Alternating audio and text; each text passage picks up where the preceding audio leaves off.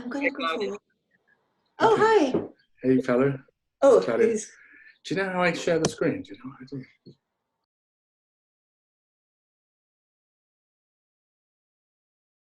Hello, Patrick. Thank you for taking time to talk to me as part of INSTITUTO's WIP series. The WIP, or Work in Progress, is a talk series we started in February, exactly 2 months ago, with the aim to invite practitioners to share their ongoing work. Last week, you posted about your upcoming article in JoCA, the Journal of Civic Architecture, which you founded some years ago. So I thought that could be the trigger to start this conversation with you. I don't know. I think once you get the drug of making books, they're really quite exciting, because you can go from an idea to a thing, a physical thing. Like this took less than a year, and big projects. I mean, all architecture projects, they take, what, 5-6 years, really, from kind of first meeting the client to it really being finished. So it's quite good fun, because you can produce something very quickly. And somebody once asked me at a book launch for Mimesis, I was the editor of an architecture magazine here, said, why are you making a book in the period of the internet? And I gave some long-winded answer about loving books. And Joseph Rickford, the architecture critic and historian, was sitting with me in this discussion, and he said there's a really good reason why architects make books, and that's because they can't fuck your book up. Architects get really angry because their buildings tend to get changed, and that made me laugh, because Joseph's really quite old and quite proper, but also, well, each issue of the JoCA has a theme, and issue 5 that we're just finishing is about work. And initially I thought that would mean that we would be talking about office buildings, and we have, in fact. There's an essay by a young scholar who was a student of mine and used to work for us, who teaches at Kingston and the ETH in Zurich, called Matt Wells, who's been writing about Foster's early office buildings. And the cover has a painting by an architect who was one of the first 4 employees at Foster's, called Birkin Howard, who, when he left Foster, ran a practice called Van Hennigan and Howard, where Claudia, my wife and business partner, worked for a number of years. And Birkin did a lot of the drawings for the early Foster projects. There's one of his perspectives. And the JoCA is quite an unusual thing. I sort of have a vague idea about what we're doing, but because I'm the boss and I'm the editor and the publisher, it's my money, and I can sort of do what I want.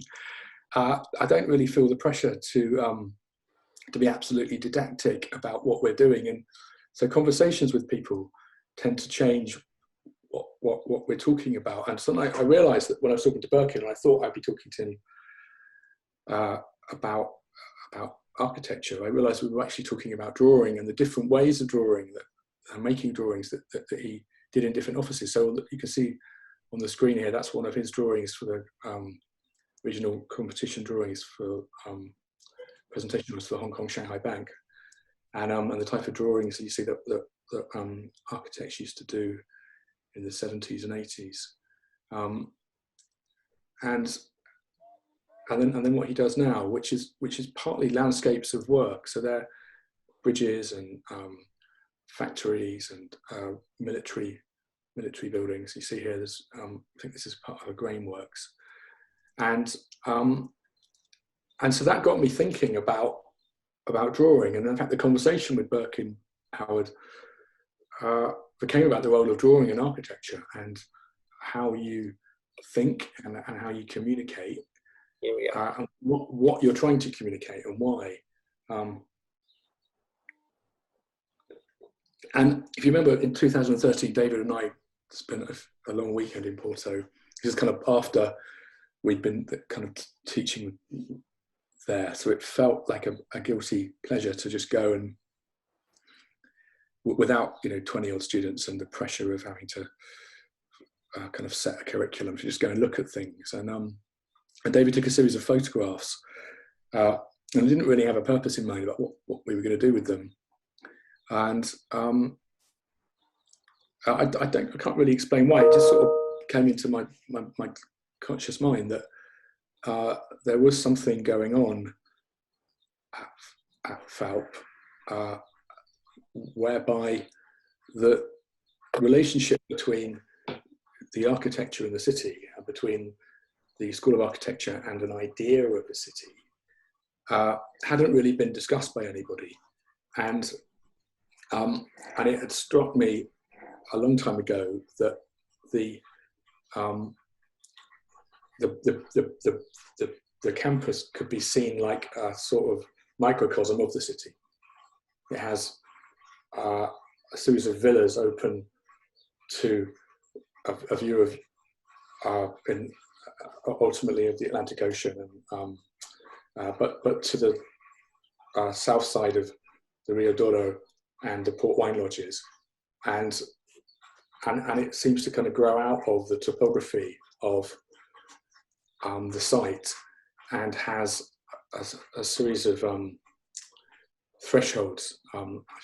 You guys know all this in Porto, but you could say, oh, that's Caesar, he's eccentric, he's a genius, you know, he's operating on a different planet. But when the University of the Minho and the University of Coimbra decided to create belatedly architecture schools, they turned to the faculty and ex-staff of FALP and recruited them to start a new school in Coimbra and in Guimarães, and they approached Tavora, who had been Caesar's teacher and Caesar's employer, as is well known. And it's quite a different situation. It sits at the edge of a modernist campus. There's car parks below here, but there is topography across the site. The first thing Tavora has to do is get you over this road, create a road bridge in effect, which he does. And he also quotes from the history of architecture. There's a stainless steel cruciform column, kind of homage to Mies van der Rohe's Barcelona Pavilion, that situates you. And the site is mounded up in section, and in fact the ground slopes very provocatively. There's no attempt to disguise the fact that there's topography across the site. This orange linoleum is the perfect material because it's very seamless, and you just have this kind of strange, you don't immediately visually realize what's going on, but your body kind of trips you up and you feel then. And then through those doors is the drawing studio. This kind of strange topography of wood. And at the top of the stairs, this beautiful podium on which it sits, and then a kind of light-filled, top-lit hall, which is the library. And it's Nuno Portas's library, so it's all of his books, which he donated. And there's some quotes in Portuguese and English as a form of frieze, in which they're kind of from essays by Nuno. And he says basically what really matters is not the style in which a building's done, but the ideas within it, which kind of mutate and are transformed across time in the imagination of an architect. Perhaps to try to bring these readings you did to other contexts we're living in, especially in this context of social distancing and so on, and how our homes became our kind of a microcosms of city, because we are detached and separated from the city itself. And can this idea of architecture as city be scaled down to a domestic space? And I'm on the top floor, the second floor, but our living room and kitchen is on the middle floor, and we have a balcony that overlooks the canal. It's very urbane, and I don't know if you can see that photo there. Yes. This is a series of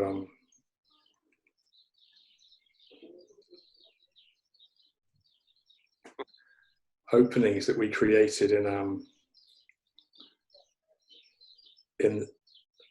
there's another one here, you can see. This is on Jack's Instagram account.